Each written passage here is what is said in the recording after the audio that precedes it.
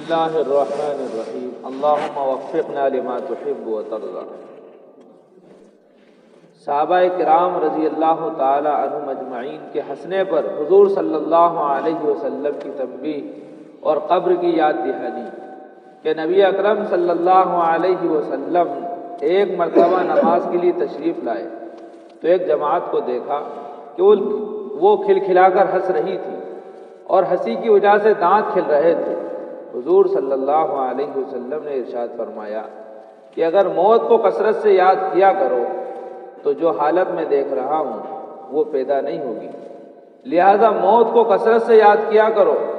قبر پر کوئی دن ایسا نہیں گزرتا جس میں وہ یہ آواز نہ دیتی ہو کہ میں بیگانگی کا گھر ہوں، میں مٹی کا گھر ہوں، میں کیڑے مکوڑوں کا گھر ہوں، میں تنہائی کا گھر ہوں۔ جب کوئی مومن بندہ قبر میں رکھا جاتا ہے تو وہ کہتی ہے کہ تیرا آنا مبارک ہے، بہت ہی اچھا کیا کہ تو آ گیا۔ جتنے آدمی زمین پر چلتے تھے تو ان سب میں مجھے زیادہ پسند تھا، آج جب تو میرے پاس آیا ہے تو میرے بہترین سلوک کو بھی دیکھے گا۔ اس کے بعد وہ قبر جہاں تک مردے کی نظر جاتی ہے وہاں تک وسیع ہو جاتی ہے، پھیل جاتی ہے، اور ایک دروازہ اس قبر میں جنت کا کھل جاتا ہے جس سے وہاں کی ہوا اور خوشبوئیں اس کو آتی رہتی ہیں۔ اور جب کوئی بد کردار فاسق و فاجر بندہ قبر میں رکھا جاتا ہے تو وہ قبر کہتی ہے تیرا آنا نامبارک ہے، بہت ہی برا کیا جو تو آیا۔ زمین پر جتنے آدمی چلتے تھے ان سب میں تجھی سے مجھے زیادہ نفرت تھی، آج جب تو میرے حوالے ہوا ہے تو میرے برتاؤ کو بھی دیکھ لے گا۔ اس کے بعد وہ اس طرح اس کو دباتی ہے کہ پسلیاں آپس میں ایک دوسرے میں گھس جاتی ہیں، اور 70 اژدھے اس پر ایسے مسلط ہو جاتے ہیں کہ اگر ان میں سے ایک بھی زمین پر پھوکار مار دے تو اس کے اثر سے زمین پر گھاس تک باقی نہ رہے۔ وہ اژدھے اس کو قیامت تک ڈستے رہتے ہیں۔ اس کے بعد حضور صلی اللہ علیہ وسلم نے ارشاد فرمایا قبر یا تو جنت کا ایک باغ ہے یا جہنم کا ایک گڑھا ہے۔ اللہ تعالیٰ کا خوف بڑی ضروری اور اہم چیز ہے۔ یہی وجہ ہے کہ حضور اقدس صلی اللہ علیہ وسلم اکثر کسی گہری سوچ میں رہتے تھے اور موت کا یاد کرنا اس کے لیے مفید ہے۔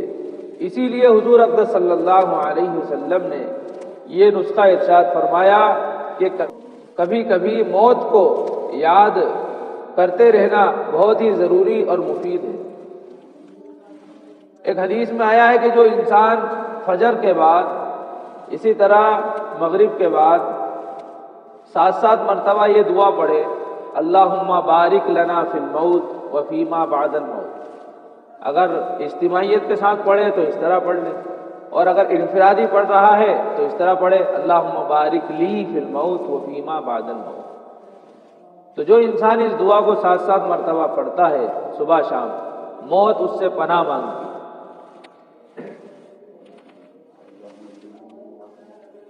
اسی طرح اللہم اجرنی من النار، انفرادی پڑھیں گے تو اس طرح، اور اجتماعی پڑھیں گے تو اللہم اجرنا من النار۔ جو انسان صبح شام اس دعا کو پڑھتا ہے جہنم اس سے پناہ مانگتی ہے۔ تو موت کو کثرت سے یاد کرو، اس لیے کہ موت لذتوں کو توڑ دیتی ہے، خواہشات کو ختم کر دیتی ہے، اللہ کی یاد کو تازہ کر دیتی ہے، آخرت کی یاد کو تازہ کر دیتی ہے، غفلت سے انسان کو بچاتی ہے، اور بھی بہت سارے فوائد ہیں موت کو یاد کرنے کے۔ اور موت کو یاد کرنے والا سب سے بڑی چیز یہ ہے کہ وہ غفلت کی زندگی نہیں گزارتا۔ اور آج جو لوگوں کی اکثریت ہم دیکھ رہے ہیں جو غفلت کی زندگی گزار رہے ہیں، ایسے لوگوں کی زندگیوں کو اگر قریب سے جا کر دیکھیں تو بنیادی سبب یہی نظر آئے گا کہ موت کو بھول چکے، موت کا خیال نہیں آتا، موت چاروں طرف منڈلا رہی ہے، موت نے اپنے پیر پھیلا دیے ہیں، لیکن انسان اتنا غافل ہو چکا ہے اتنا خواہشات میں مست ہو چکا ہے کہ اس کو موت یاد نہیں آ رہی، حالانکہ دن و رات یہ موت کی خبریں سن رہا ہے۔ اور موت اتنی آسان ہو گئی ہے اس دور میں جس کو بیان کرنے کے لیے الفاظ نہیں ہیں۔ حضرت موسیٰ علیہ السلام نے اللہ تعالیٰ سے درخواست کی کہ اللہ مجھے بتا دیجئے کہ جب تو راضی ہوتا ہے تو اس کی کیا علامتیں ہیں؟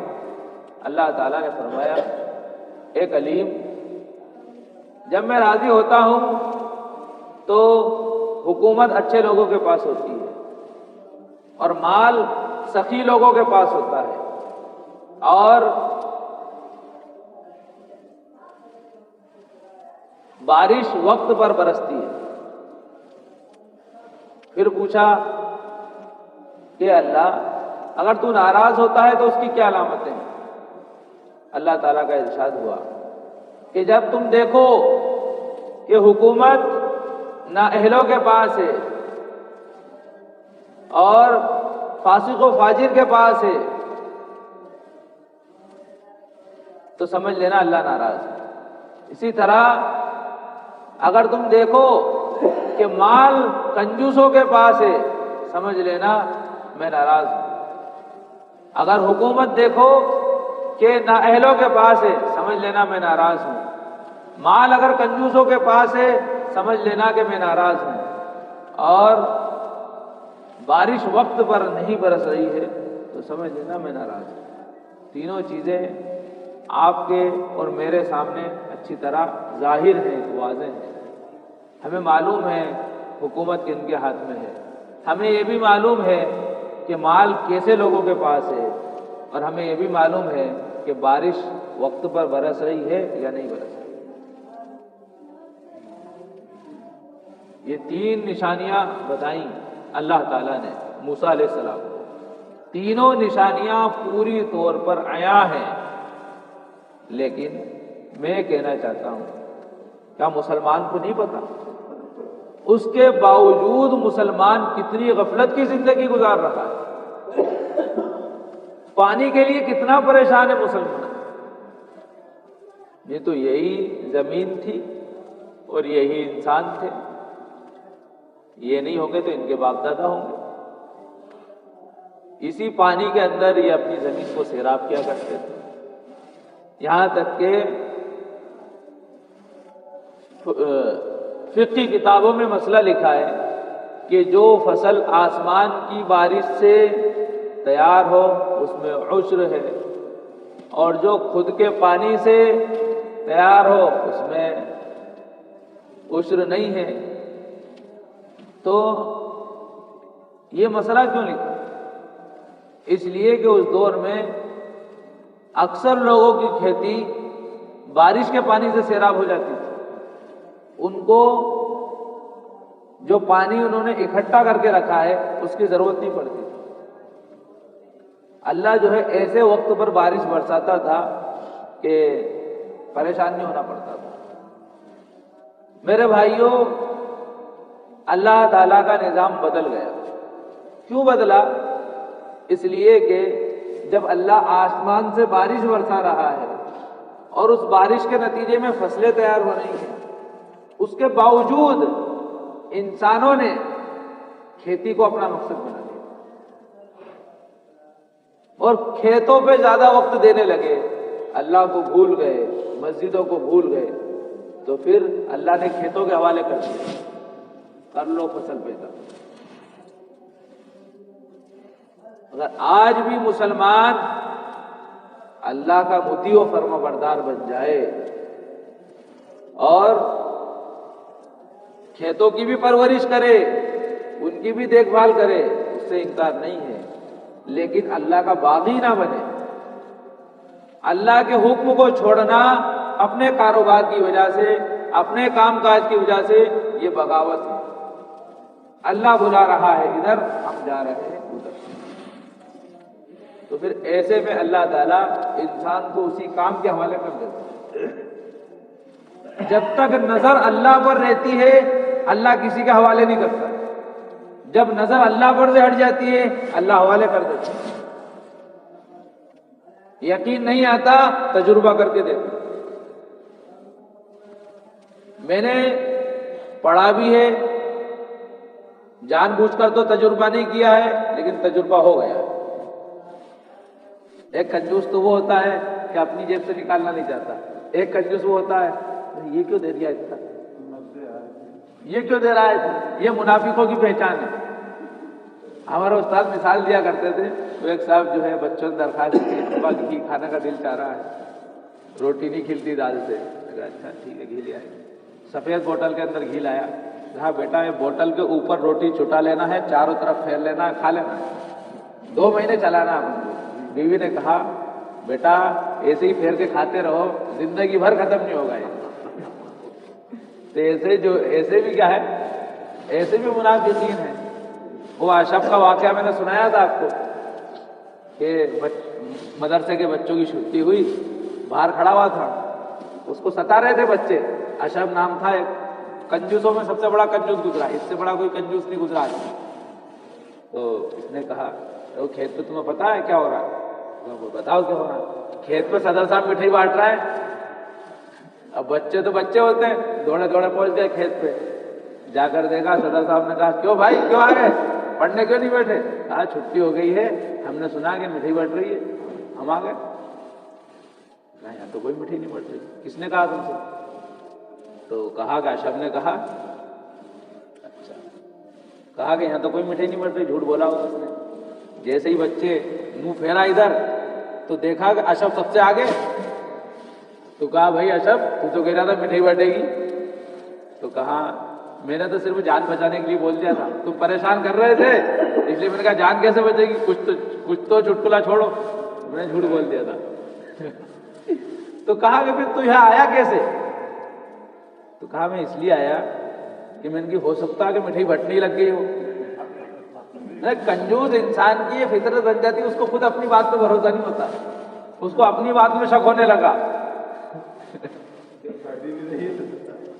تو ہو سکتا ہے مٹھائی بڑا اس نے بھی دوڑ لگا دی۔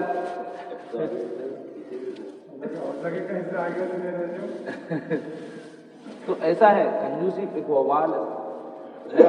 اللہ کا شکر ہے کنجوسی کے بارے میں نے اتنا پڑھا، میں کتاب لکھ رہا ہوں مال اور کنجوسی، کتاب کا نام ہے مال اور کنجوسی، اس پہ کتاب لکھ رہا ہوں، تقریباً 50 صفحے لکھ چکا ہوں، تقریباً 100-150 صفحے تک لے جاؤں گا، پھر چھپوا دوں گا اس کو۔